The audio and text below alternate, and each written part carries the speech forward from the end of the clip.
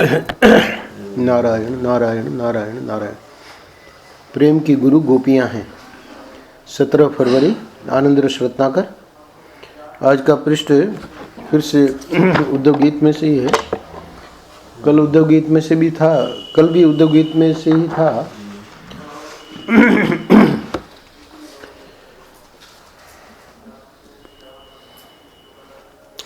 हम लोग जो हैं अभी, जैसे मैं बोल रहा हूँ आप लोग सुन रहे हैं, अथवा हम लोग जाके कुछ पढ़ते रहते हैं, आपस में चर्चा करते हैं और सोचना, और इसके साथ ही देखना।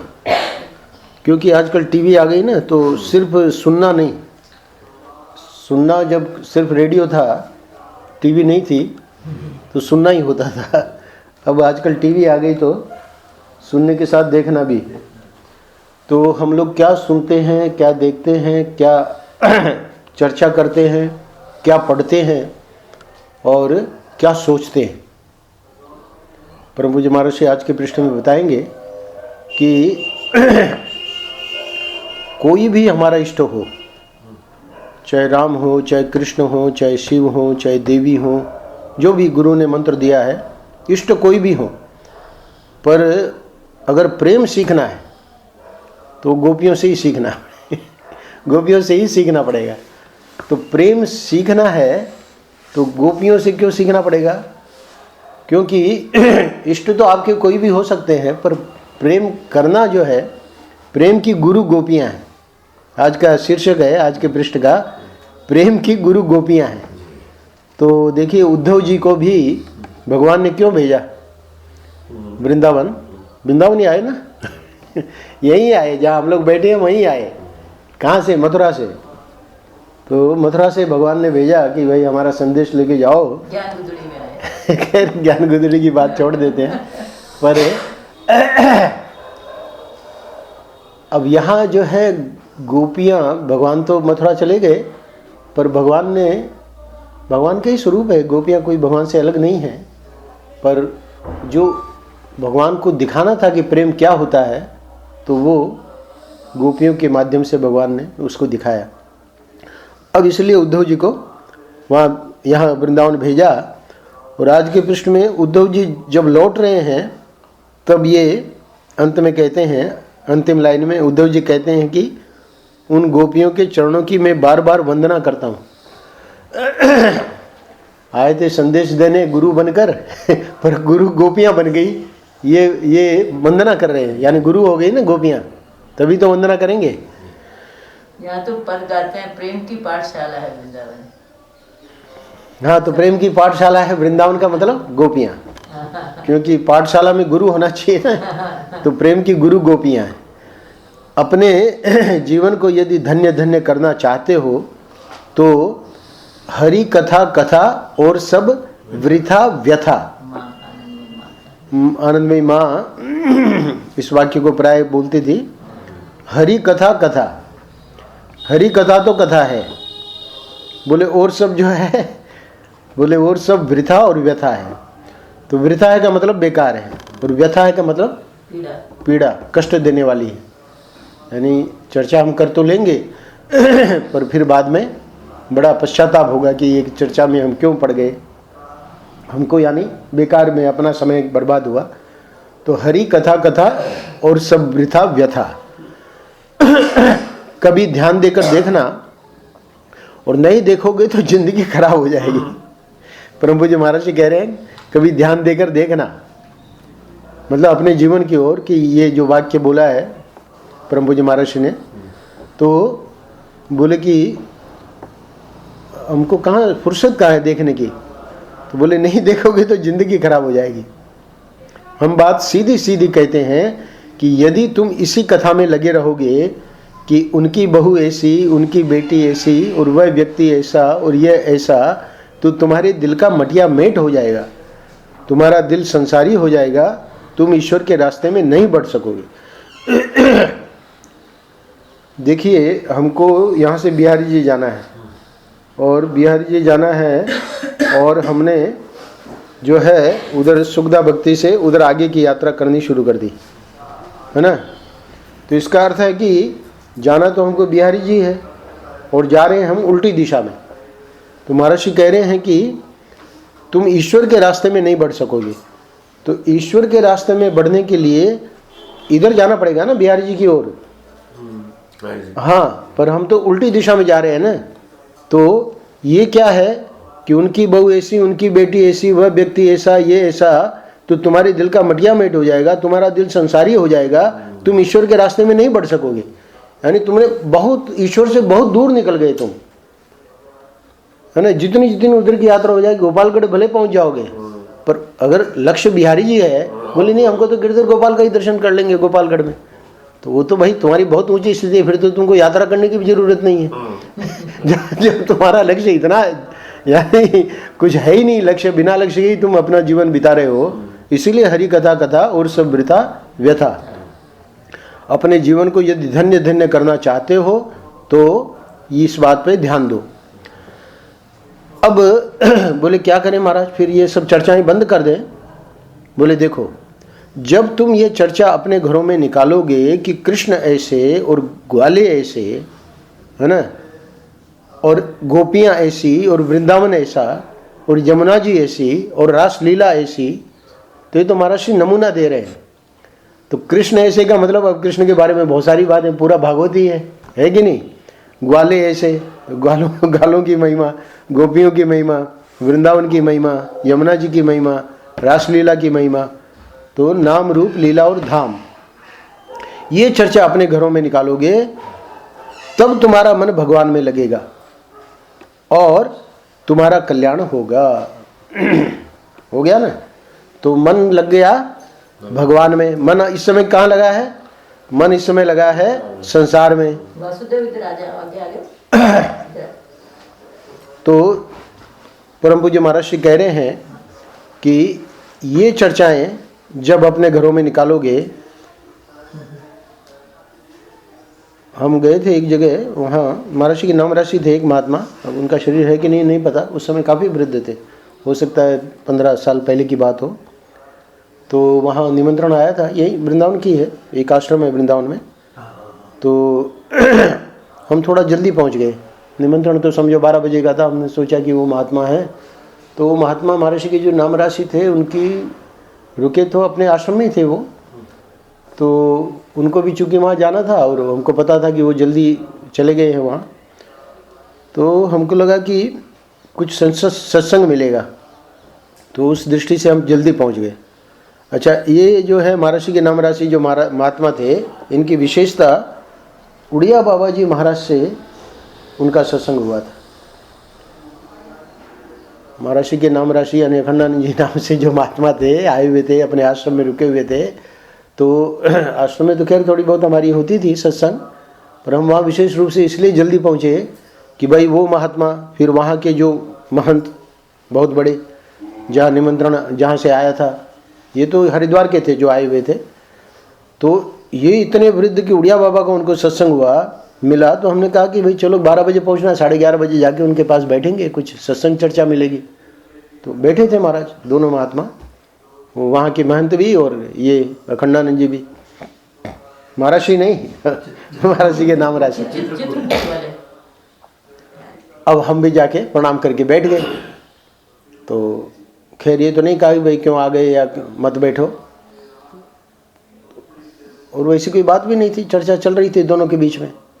तो हमने सोचा कि चलो अब आधा घंटा अभी है, 12 बजे होगी पंगत, तो कुछ न कुछ तो मिल ही जाएगा। आपको सत्य बताते हैं, उस आधे घंटे में हमको कुछ नहीं मिला। वो कौन सी ज़मीन ली है, उसमें कहाँ आश्रम बनेगा, और वो कहाँ ये होगा और कहाँ वो होगा, और दुनिया भर के आधे घंटे तक चर्चाएं चलती रही, पर सत्संग का एक शब्द सुनने को नहीं मिला। परम पूज्य महर्षि कह रहे हैं कि जब तुम ये चर्चा अपने घरों में निकालोगे कि कृष्ण ऐसे, ग्वाले ऐसे, गोपियाँ ऐसी, वृंदावन ऐसा, यमुना जी ऐसी और रासलीला ऐसी, तब तुम्हारा मन भगवान में लगेगा और तुम्हारा कल्याण होगा। यदि जरा भी मन में होवे कि हम संसार से निकलें, तो अपनी चर्चा का विषय बदलना पड़ेगा। तो खैर हम तो वहाँ फंस गए जाके, और 12 बजे अब भोजन वहीं होना था, तो जा भी वहाँ से हटे भी तो क्या करें, हट के भी कहाँ जाए, या तो अपना जाके कहीं जप करना चाहिए था, पर ऐसे उठ के जाना अच्छा भी नहीं लगता ना। ठीक कह रही। तो ये मतलब बहुत इम्पोर्टेंट पॉइंट है जो महाराज श्री बता रहे हैं कि हमको ही, परम पूज्य महाराज श्री का एक संस्मरण है, तो एक सज्जन आए, उन्होंने समय मांगा, हम बैठे थे, सेवा में थे हम, तो सेवा में होते थे, उनको नहीं कहते थे कि भाई तुम चले जाओ, वो उनको बैठे रहने, कोई भी हो, हम हो, प्रबुद्धानंद जी हो, तो उन्होंने समय मांगा, वो आए, उनको समय दे दिया गया, भोजन के बाद का आए। यहाँ की बात नहीं है, दिल्ली की बात है। अब उन्होंने जो बात करनी शुरू करी, वो मुश्किल से एक वाक्य बोल पाए।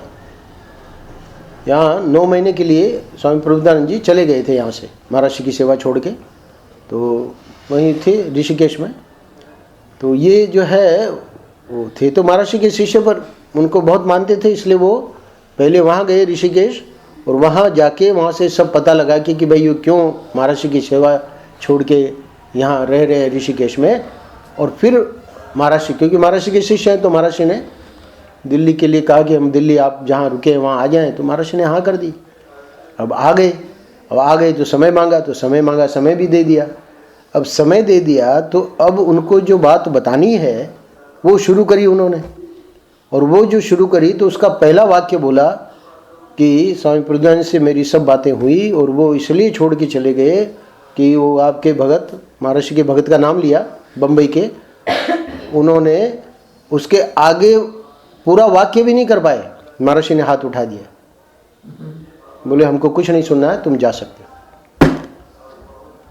यानी महाराज श्री कह रहे हैं कि तुम्हारा मन भगवान में लगेगा, कब लगेगा, जब तुम ये चर्चाएं करोगे, और तुम्हारा तभी कल्याण होगा। यदि जरा भी मन में होवे कि हम संसार से निकलें, तो अपनी चर्चा का विषय बदलना पड़ेगा। अब देखिए, हम लोग नहीं बदलते हैं चर्चा का विषय, संतों को बताना पड़ता है कि हमको ये नहीं सुनना है। यानी तुम हमारे भाई, हम महाराज श्री से जुड़े तो किस लिए जुड़े, और उन्हीं महाराज श्री को हम ये सब सुना रहे हैं, संसार की चर्चा है कि नहीं। तब महाराज श्री को ये कहना पड़ा। तो संत लोग तो अपने संस्मरणों से हमको बता रहे हैं कि तुमको भी अगर यानी हम लोगों को ईश्वर में लगना है, तो जब भी देखें कि भाई चर्चा का विषय गलत हो रहा है ना, दूसरा कुछ हो रहा है, तो होगा संसार में, इसलिए होगा, पर वो होना चाहिए आटे में नमक के जितना। अब वो तो आटा ही आटा है, नमक है ही नहीं, यानी ठाकुर जी की चर्चा है ही नहीं, संसार की चर्चा है। तो फिर महाराज श्री के चरणों से हम जुड़े, उसका फायदा क्या हुआ। इसलिए फिर महाराज श्री को कहना पड़ा कि हमको ये सब नहीं सुनना है। तो ये गोपियां जब बैठती थी तब आपस में श्री कृष्ण की चर्चा करती थी। अब देखिए, बच्चे हैं, वासुदेव है, ये है, तो इन लोगों के लिए क्या है कि भाई चर्चा हो तो हमारे स्कूल का वर्क क्या है, होमवर्क क्या है, उधर उस टीचर ने क्या पढ़ाया है, ये सब्जेक्ट में हमको क्या, यही तो चर्चा होनी चाहिए। अब उसमें वो अपना देख रहे हैं मोबाइल में या अपना उसमें टीवी में, और ये चर्चा तो स्टूडेंट की नहीं है ना, विद्यार्थी की नहीं है ना। विद्या अर्थी, इनका नाम स्टूडेंट क्यों पड़ा कि विद्या के अर्थी हैं। इन चीज़ों के जो दे रहे हैं, ये मतलब इस समय जो गलत समय जो आ गया है, और ये जो दुनिया बच्चों को भी बिगाड़ा जा रहा है, वो कैसे बिगाड़ा जा रहा है। एक तो पेरेंट्स का बहुत रिस्पॉन्सिबिलिटी है। अब पेरेंट्स जो है वो बेचारे इतने कड़क नहीं हो सकते बच्चों के साथ, क्योंकि और बच्चों को देखते हैं कि और बच्चों को दे रहे हैं पेरेंट्स। तो अब तो वो बच्चे को ही सावधान रहना पड़ेगा कि भाई हमको विद्या से मतलब है। जैसे हम महाराज श्री कह रहे हैं कि अब तुम हमसे जुड़े हो तो तुम ईश्वर की चर्चा के सिवाय दूसरी चर्चा करो, पर वो बिल्कुल आटे में नमक की जाए, यानी बहुत कम होनी चाहिए। तो बच्चे भी, ऐसा मैं नहीं कह रहा हूँ कि भाई बिल्कुल न देखें या न खेलें, वो भी ज़रूरी है, पर वही अगर हावी हो जाएगा तो फिर तो पढ़ाई छूट जाएगी ना, वो तो बहुत मुश्किल हो जाएगा। फिर तो वो रिपोर्ट होगी, टीचर की रिपोर्ट आएगी, पेरेंट्स बुलाए जाएंगे, क्या हो रहा है ना। तो क्या क्या बतावें, ये बताना पड़ेगा कि भाई आजकल ये ऐसी गड़बड़ हो रही है। तो स्टूडेंट्स को बहुत सावधान रहना है कि भाई हमको ये पहले हमारा होमवर्क, और क्लास में फर्स्ट, क्लास में उससे भी चले। हाँ, क्योंकि दूसरे हमसे आगे आ रहे हैं, ये क्या मतलब है भाई। हम दिल्ली से यहाँ आए हैं, वृंदावन, और क्या? तो वृंदावन वाले क्या है, कुछ नहीं है हमारे सामने, हम तो दिल्ली के हैं। हाँ, मेट्रो सिटी। तो सब बच्चे पीछे है ना, और वासुदेव और आराधना सबसे आगे। तब तो हमको भी गौरव होगा कि हाँ भाई, बिल्कुल। इससे महाराष्ट्र का भी नाम बढ़ेगा, और क्या? है ना, साईं का नाम बढ़ेगा। हाँ, तब फिर इनको अवार्ड भी देंगे हम भी, जैसे ये हमको आके बांटते हैं ना, हाँ, तो हम फिर। बांटेंगे जरूर। तो ये गोपियां जब बैठती थी तब आपस में कृष्ण की चर्चा करती थी। गोपियों ने जो कृष्ण कथा की वह कथा करो, महर्षि कह रहे गोपियों की कथा कृष्ण की कथा के समान है, और जो उनको सुनता है और पढ़ता है और आपस में उनकी चर्चा चलाता है, जो उनके बारे में सोचता है, वह तीनों लोगों को पवित्र कर देता है। आज का जो सत्संग है मैंने यहीं से शुरू किया था। एक तो हमारा सुनना, एक देखना, एक पढ़ना, एक चर्चा और एक सोचना। परम पूज्य महर्षि कह रहे हैं गोपियों की कथा कृष्ण की कथा के समान है। तो देखना तो उन्होंने तो देखा ना कृष्ण को, तो वो तो उनके रग रग में थे, कृष्ण तो उनकी रग रग में थे, और उनको सुनता है। अब उनकी जो चर्चा है गोपियों की उसको सुनो, मतलब भागवत में हम देखेंगे क्या चर्चाएं करती हैं, और या तो सुनो, मतलब जो कथावाचक मिल गए तो सुनो, नहीं तो खुद पढ़ो। अच्छा, आपस में उनकी चर्चा और सोचना भी उनके बारे में। भाई आखिर में आप इतना क्यों कह रहे हो हमको? परम पूज्य महर्षि कह रहे हैं, देखिए आगे का वाक्य, वह तीनों लोकों को पवित्र कर देता है। जो ऐसा करता है वो सिर्फ इसी लोक को नहीं, तीनों लोकों को पवित्र कर देता है। भूर भुव स्व, तीन लोक हैं। भू भुव स्व यानी स्व यानी स्वर्गलोक, भू यानी भूमि पृथ्वी, और भुव है यानी अंतरिक्ष। तो पृथ्वी, अंतरिक्ष और स्वर्ग, तीनों लोग जो है वो पवित्र हो जाते हैं। देखो गोस्वामी तुलसीदास जी राम के कवि हैं। भाई सबको पता है गोस्वामी तुलसीदास जी ने रामायण लिखी है, तो वो तो राम जी के भगत है ना। परम पूज्य महर्षि कह रहे हैं कि उन्होंने कृष्ण गीतावली लिखी है। अब महर्षि को ये क्यों कहना पड़ रहा है? क्योंकि आगे की बात सुनना, बड़ी सुंदर रचना है। कौन सी? तुलसीदास जी की कृष्ण गीतावली। तो ये महर्षि क्यों सुना रहे हैं? तब देखिए, सुनिए, महर्षि खुद ही बता रहे हैं। अरे बाबा, बिना कृष्ण कथा के कवित्व पूरा नहीं होता, और बिना गोपियों की कथा के कृष्ण कथा पूरी नहीं होती। लोगों के लिए मंत्र बताया कि देखो तुम कृष्ण को पाना चाहते हो तो गोपीजन वल्लभ मंत्र का जप करो। ये गोपीजन वल्लभ मंत्र क्या है? ओम क्लीम कृष्णाय गोविंदाय गोपीजन वल्लभाय स्वाहा। ये परम पूज्य महर्षि का मंत्र था। क्लीम कृष्णाय गोविंदाय गोपीजन वल्लभाय स्वाहा। उसमें ओम लगाना चाहो तो लगा लो। तो तुम कृष्ण को पाना चाहते हो तो गोपीजन वल्लभ मंत्र का जप करो। इस मंत्र का जप माने गोपी की भावना दोहरा दोहरा कर, गोपी कैसे कैसे कृष्ण की सेवा करती थी, इसको दोहरा दोहरा कर श्री कृष्ण प्रेम की शिक्षा प्राप्त करो।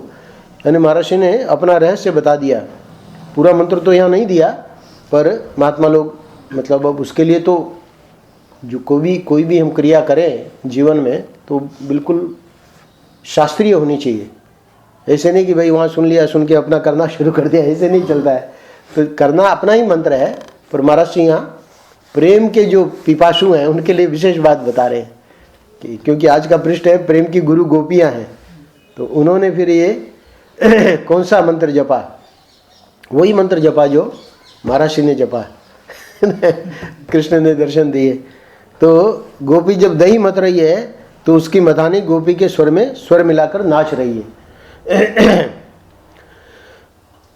यानी आप देखो, वो तो दही मत रही है, पर मथानी, अब मथानी जो है वो तो जड़ है ना। हम लोग समझते हैं मथानी में चैतन्यता थोड़ी है। मथानी मतलब वो लकड़ी की। तो मथानी क्या कर रही है कि गोपी के स्वर में स्वर मिलाकर नाच रही है ना। कब? जब गोपी दही मत रही है तब। तो यानी गोपी कृष्ण का गीत गाते हुए, भजन गाते हुए जब मत रही है तो मथानी स्वयं मानो वो तो स्वयं तो नाच ही रही है ना। तो कैसे नाच रही है? बोले गोपी के स्वर में स्वर मिलाकर नाच रही है।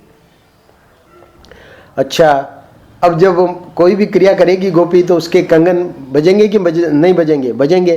तो वो जो किम किम की आवाज कर रहे हैं, कौन से गोपियों के जो कंगन, मानो झांझ बजा रहे हैं, है ना। और गोपी गा रही है। तो गोपी तो गा रही है, तो वहां कोई इंस्ट्रूमेंट तो है नहीं, है ना, उधर। नहीं तो अपना क्या नाम उनका, हमारे श्रवणानंद जी के, राधिका शरण जी तो है नहीं वहां कि गोपिका गा रही है और राधिका शरण जी अपना क्या उसको इंस्ट्रूमेंट को क्या बोलते हैं जो आजकल वो बेंजो, बेंजो तो गोपियों के पास है नहीं। तो बोले महाराज वहाँ जो गोपी गा रही थी तो बहुत बढ़िया कुछ इंस्ट्रूमेंट की भी आवाज आ रही थी। बोले हाँ वो झांझ बज रहा था। बोले झांझ कौन बजा रहा था? बोले कोई नहीं, उसके कंगन की किंकिंग की जो आवाज हो रही थी वही मानो की झांझ बजा रहे हैं। कौन? कंगन। और गोपी गा रही है। क्या गा रही है? वही कृष्ण का कोई गीत समझ लीजिए, कृष्ण कृष्ण कृष्ण। तो अब संक्षेप में, क्योंकि 83, 84, 85, 86 तो 4 पृष्ठों की सामग्री को संक्षेपीकरण करके तो एक पृष्ठ में करना है ना, तो अब उसको समेट रहे हैं। क्या? ये गोपियां प्रेम की ध्वजा है। तो ध्वजा को आप देखो तो ध्वजा दूर से दिखाई पड़ेगी, है ना। तो गोपियां जो हैं वो प्रेम की ध्वजा है। वृंदावन आए, आप बोले ना अभी मिथिलेश, प्रेम का क्या है वृंदावन? प्रेम का है, प्रेम की पाठशाला है। अच्छा, तो पाठशाला के ऊपर जो ध्वजा है, तो ध्वजा मानो गोपियां प्रेम की ध्वजा है। आप चाहे किसी से प्रेम करो, मैंने शुरू में बताया था ये महर्षि का वाक्य, आपके इष्ट कोई भी हो, आप प्रेम चाहे राम से करो, कृष्ण से करो, शिव से करो, नारायण से करो, है ना। लेकिन प्रेम अगर सीखना है तो गोपी से सीखो। प्रेम की गुरु गोपियां हैं। प्रेम की गुरु जो है वो गोपियां हैं।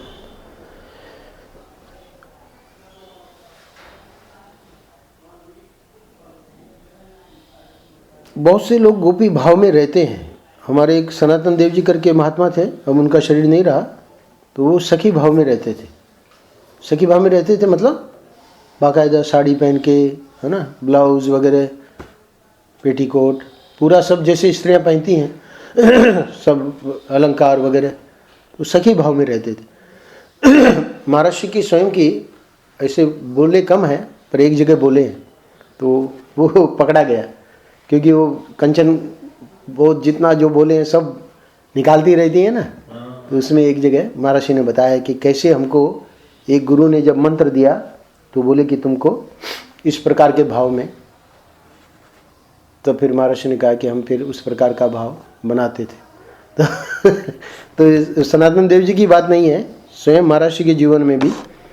तो ये क्या है कि आप चाहे किसी से प्रेम करो, अगर प्रेम अगर सीखना है तो गोपी से सीखो। प्रेम की गुरु गोपियां हैं।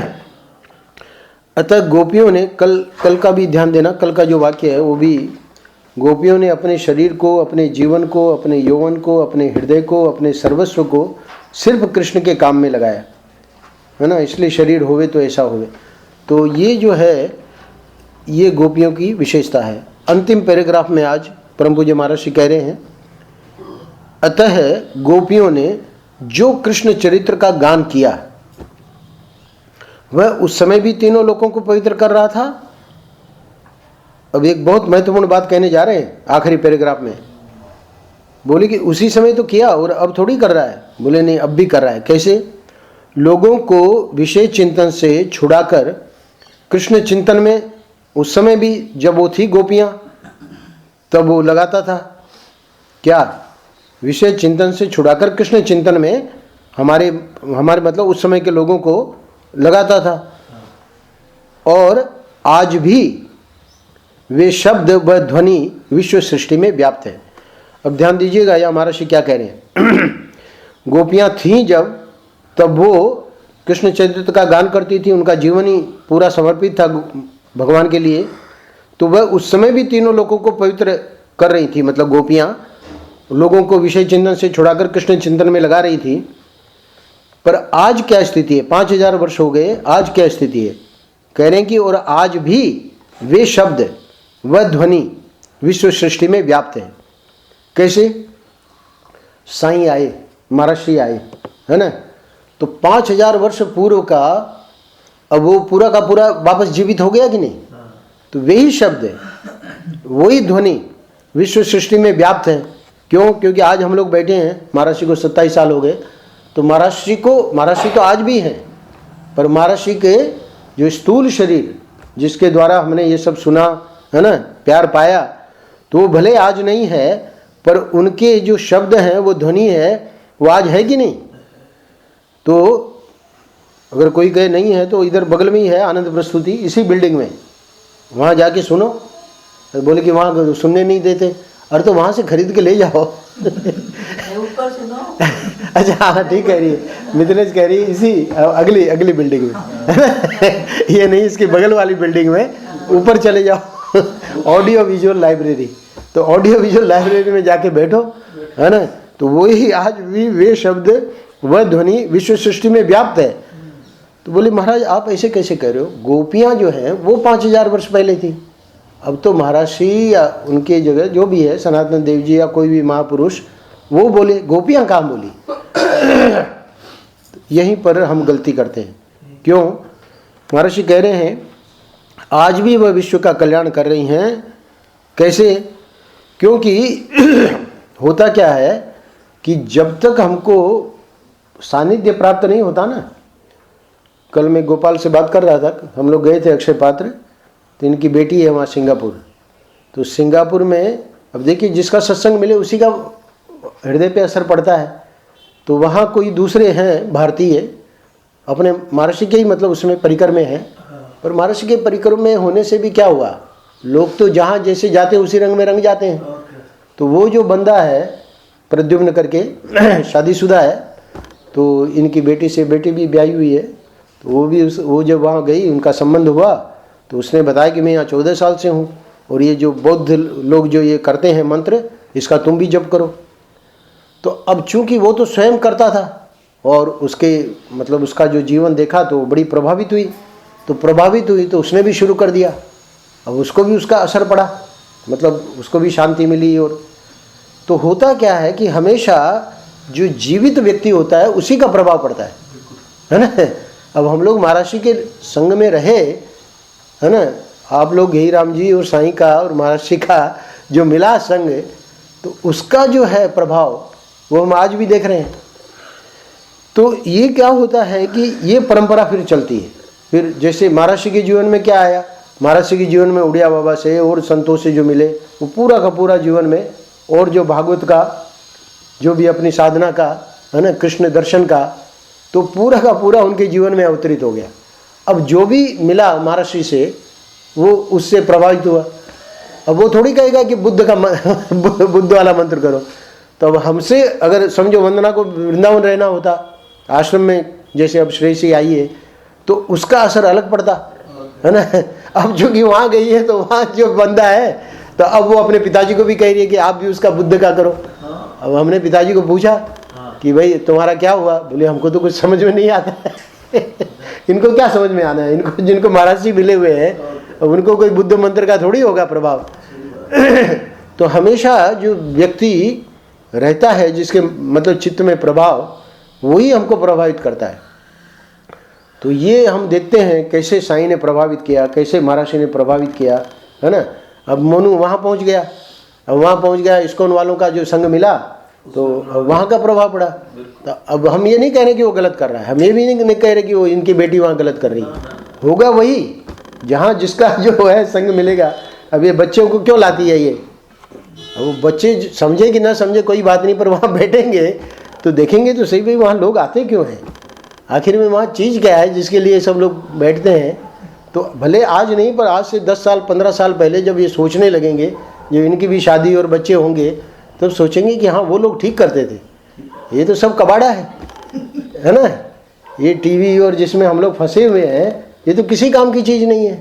ये जो सिवाय अशांति के और सिवाय, हालांकि उसमें भी है आकर्षण है, ये भी नहीं कहता, आकर्षण है, पर जितनी आकर्षित करने वाली चीज़ें हैं उसमें कृष्ण जो है वो तो बाजी मार ले गए।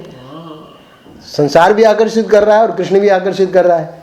पर अब देखिए कृष्ण ने ऐसा आकर्षित कर दिया कि दिल्ली से छोड़ के यहाँ बैठे हैं वृंदावन, है ना, इतनी बढ़िया दिल्ली। तो ये है कृष्ण का आकर्षण हमारी कोटा से, जिसकी कल्पना ही नहीं की थी। ऐसा है चमत्कार कृष्ण का। तो ये तो बच्चों को तो मालूम है, इसीलिए तो इसका नाम ही वासुदेव रख दिया। है ना। तो अंत में महर्षि कह रहे हैं कि उद्धव जी कहते हैं कि उन गोपियों के चरणों की मैं बार बार वंदना करता हूँ। ठीक 30 मिनट हुए अशोक, 30 मिनट 30 मिनट 22 सेकेंड।